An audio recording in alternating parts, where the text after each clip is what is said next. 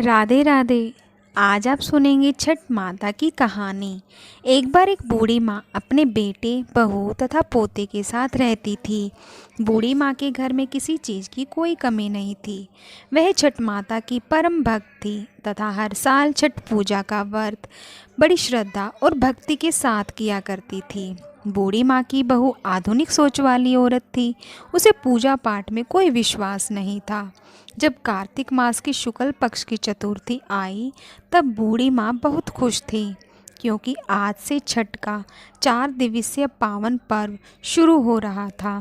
बूढ़ी माँ घर की साफ सफाई में लग गई। उसने अपने बेटे को आम की लकड़ी और पूजा की सारी सामग्री लाने के लिए बाजार भेज दिया। बूढ़ी माँ ने अपने बेटे की सलामती के लिए छठ का व्रत किया। बूढ़ी माँ ने अपनी बहू से भी छठ माता का व्रत करने के लिए कहा।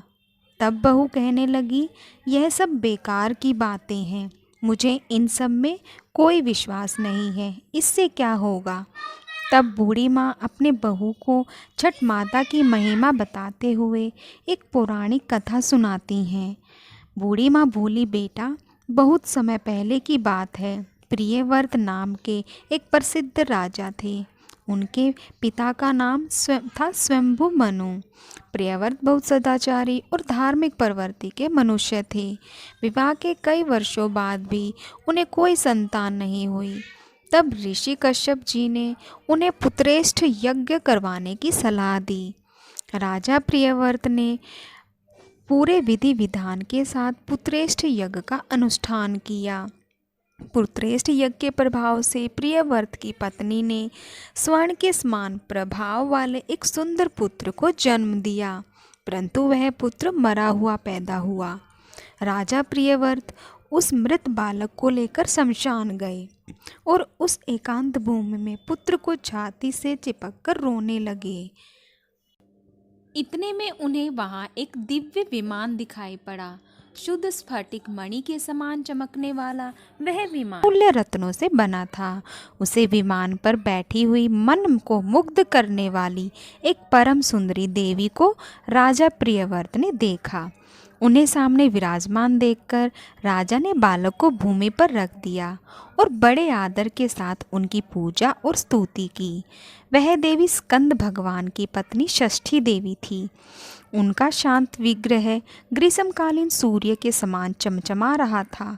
उन्हें प्रसन्न देखकर राजा ने पूछा, हे देवी, तुम कौन हो। महाराज प्रियव्रत की बात सुनकर देवी उनसे कहने लगी, राजन, भगवती मूल प्रकृति के छठे अंश से प्रकट हुई देवी षष्ठी हूँ और इस संसार में छठ माता के नाम से प्रसिद्ध हूँ। इस प्रकार कहकर छठ माता ने उस बालक को उठा लिया और अपने प्रभाव से उसे पुनर्जीवित कर दिया। अब राजा ने देखा तो स्वर्ण के समान प्रभाव वाला वह बालक हंस रहा था। अभी महाराज प्रियव्रत उस बालक की ओर देख ही रहे थे कि माता उस बालक को लेकर आकाश में जाने को तैयार हो गई। यह देख राजा के कंठ, होष्ठ और तालु सूख गए। उन्होंने माता की स्तुति की। तब प्रसन्न हुई माता ने कहा, तुम सर्वत्र प्रकृति यानी सूर्य, जल, वायु की पूजा कराओ और स्वयं भी करो। प्रकृति की आराधना से तुम और समस्त संसार वर्ष भर सुखी, स्वस्थ और निरोगी होंगे और दीर्घायु प्राप्त करेंगे। तब राजा प्रियव्रत ने सूर्य, उषा, जल, वायु और छठ माता का व्रत किया और पूजा की, जिससे प्रसन्न होकर छठ माता ने राजा को उनके पुत्र दे दिया। तब से कार्तिक शुक्ल पक्ष की षष्ठी के अवसर पर सूर्य, उषा, प्रकृति, जलवायु और छठी माता की पूजा की जाने लगी। तब बूढ़ी माँ ने बेटी से कहा, बेटी, छठ माता की महिमा तो ऐसी है कि स्वयं भगवान श्री राम तथा सीता माता ने भी छठ का व्रत करके भगवान सूर्य देव का आशीर्वाद प्राप्त किया था। महाभारत काल में दानवीर कर्ण और पांडव भी महाभारत के समय में छठ का व्रत किया करते थे। यह सब सुनकर वह आधुनिक वाली बहू बोली, यह सब मनगढ़ंत कहानी है। मैं इन पर विश्वास नहीं करती।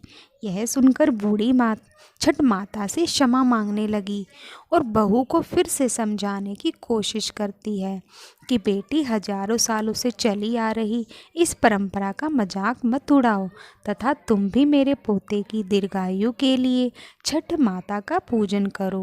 बूढ़ी माँ की बातों को सुनकर सुना अनसुना करके वहाँ से चली गई। बूढ़ी माँ ने बड़ी श्रद्धा के साथ नहाए खाए का दिन किया। बहू ने पूरा दिन घर के बाहर मौज मस्ती में बिता दिया। अगले दिन छठ पर्व का दूसरा दिन यानी कार्तिक मास की शुक्ल पक्ष की पंचमी आई, जिसे खन्ना या लोंडा के नाम से जाना जाता है। संध्या काल में जब बूढ़ी माँ ने खीर रोटी का प्रसाद दिया तो फिर से बहू ने कहा, माँ, इतना कठिन निर्जला व्रत का कोई फायदा नहीं, तुम केवल अपने शरीर को कष्ट दे रही हो। यह सुनकर बूढ़ी माँ ने बहू को फिर से छठ माता की महिमा समझाने की कोशिश की, परंतु बहू ने उन सब बातों को अनसुना कर दिया और अपने कमरे में जाकर सो गई। वैसे तो बूढ़ी माँ कई साल से अपनी बहू को छठ माता की महिमा बताने की कोशिश कर रही थी और हर साल उनकी बहू इसी प्रकार से सुना अनसुना कर देती थी, परंतु इस बार ना जाने क्यों बूढ़ी माँ का दिल बहुत घबरा रहा था और वह बार बार छठ माता से प्रार्थना कर रही थी, माँ, इस बच्ची को क्षमा करना, यह अभी बच्ची है और आपकी महिमा नहीं जानती है। माँ, इस क्षमा करना। अगले दिन कार्तिक मास की षष्ठी थी। सब लोग पूजा की तैयारी में जुटे थे, परंतु बहू अपने कमरे में सो रही थी। वह बहुत देर से उठी और पास पड़े अपने बेटे को उठाना चाहा, तो बेटे ने जवाब नहीं दिया। यह देखकर बहू बहुत घबरा गई और भागी भागी अपने पति और सास के पास गई और उन्हें सब यह बताया। बहू की बात सुनकर बूढ़ी माँ और उनका बेटा कमरे में दौड़े दौड़े आ गए और उन्होंने बच्चों को जगाने की कोशिश की, परंतु वह नहीं जागा। फिर वह तीनों बच्चों को लेकर अस्पताल गए। डॉक्टर ने बच्चे की जांच की और देखा कि बालक की तो सांसें ही रुकी हुई है। डॉक्टर यह देखकर हैरान हो गए कि इतना छोटा बालक जो बिल्कुल स्वस्थ था, ऐसे कैसे जा सकता है, परंतु विधि का विधान है और प्रकृति का नियम, कहकर डॉक्टर ने अपने हाथ खड़े कर दिए। तब बच्चे के माँ बाप तथा दादी रोते बिलखते बच्चों को लेकर अस्पताल से बाहर आ गए। बूढ़ी माँ का दिल तो पहले ही घबरा रहा था। पोते की सांस चले जाने पर बूढ़ी माँ के जुबान पर केवल यही शब्द थे, हे छठ माता, क्षमा कर दे, मेरे पोते के शरीर में सांस भर दे। तुम तो पुत्र देने वाली हो, उनका पालन और उनका कल्याण करने वाली हो। तुम समय से पूर्व उनके प्राण कैसे ले सकती हो? यदि हमसे कोई भूल हुई है तो क्षमा कर दे माँ। इस समय कोई अनजान औरत वहाँ आ गई और बूढ़ी माँ की बहू से कहने लगी कि छठी मैया किसी के भी असमय प्राण नहीं लेती। तुमने अवश्य ही कुछ ऐसी भूल की है जिससे माता बहुत नाराज हो गई है। आज छठ का पावन पर्व है। पूरी श्रद्धा से छठ माता को याद करो और विधि पूर्वक व्रत करने का संकल्प करो। तुम्हारा पुत्र अवश्य ही जी उठेगा। शोक में डूबी हुई माँ के लिए यह शब्द उम्मीद की किरण लेकर आए और ना जाने कहाँ से बहू के अंदर एकदम से श्रद्धा का संचार कर गए। तब बहू ने आंखें बंद करके छठ माता को याद किया और विधि पूर्वक छठ का व्रत करने का संकल्प लिया। जैसे ही बहू ने आंखें खोली तो उसने देखा कि उसका बच्चा आंखें खोलकर हंस रहा है।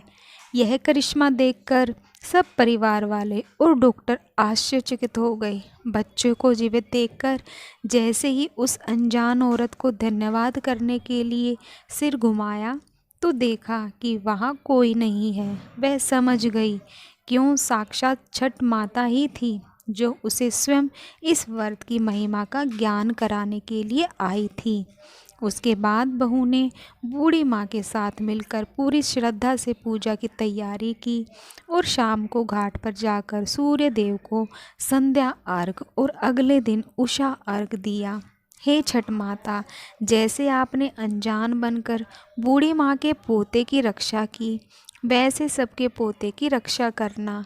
दोस्तों, अगर यह धार्मिक कहानी आपको पसंद आई है तो वीडियो को लाइक करके एक प्यारा सा कमेंट ज़रूर करें और इस वीडियो को ज़्यादा से ज़्यादा शेयर करके हमारे YouTube चैनल को सब्सक्राइब ज़रूर करें। धन्यवाद।